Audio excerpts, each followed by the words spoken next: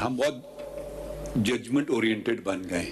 मैंने जो हल्फ उठाया है ना, मैंने ये हल्फ नहीं उठाया, तो सुन तो लीजिए ना प्लीज, कि मैं judgements of the supreme court का पाबंद हूं।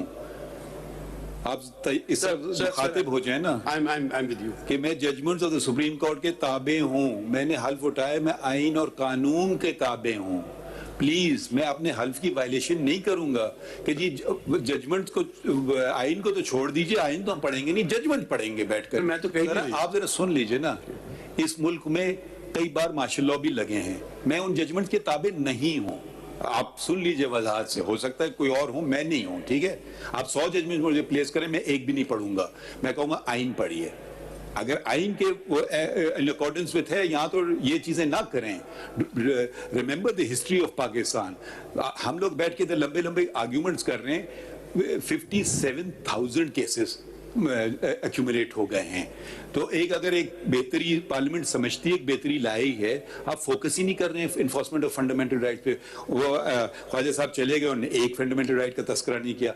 आपसे हम पूछ रहे हैं कि 184(3) पे आ जाइए, फिर 191 पे आ जाइए, फिर आर्ग्यूमेंट्स करिए। बहुत बुरा कानून है, मगर उसके दायरे में लाइए। May I proceed? जी please. Article 4. I read, my lord. फरमाइए। Is to enjoy the protection of law and to be treated in accordance with law is the inalienable right of every citizen, wherever he may be, and of every other person of the time being within Pakistan. In particular, no action detrimental to life, liberty, body, reputation, or property of any person shall be taken except in accordance with law. B. No person shall be prevented from or hindered in doing which is not prohibited by law, and C. No person shall be compelled to do that which the law does not require him to do. Now let us go on to the. Not go on to develop an argument. Well, allow me.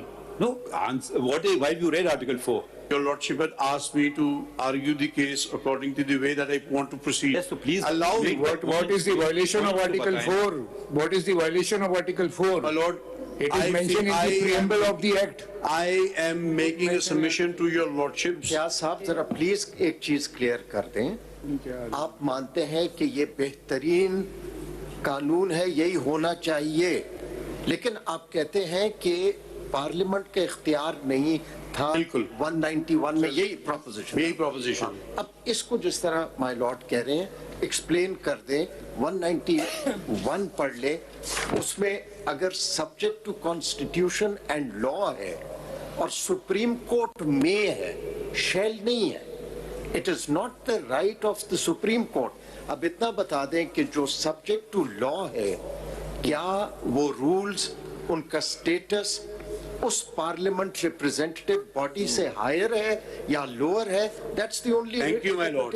I am indebted to my lord. This is the proposition.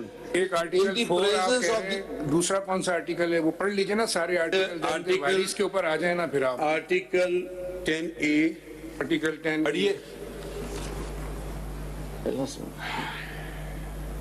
Article 10, sorry my lord. 9. ऐसे नहीं numbers ना दें, बताएं ना। No person shall be deprived of life or liberty save in accordance with law. आपकी कौन सी life liberty ले ली इस लॉ ने?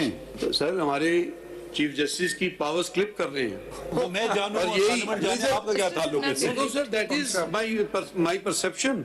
If your lordship may be inclined to do it, I am going to persuade your lordship this is not constitutional. तो बहुत ही novel आपने वैसे बड़ा जबरदस्त बहस की कि हमारे चीफ जस्टिस की पावर ले रहे हैं तो इंडिपेंडेंस ऑफ जुडिशरी और आर्टिकल 9 इफेक्ट हो गया है।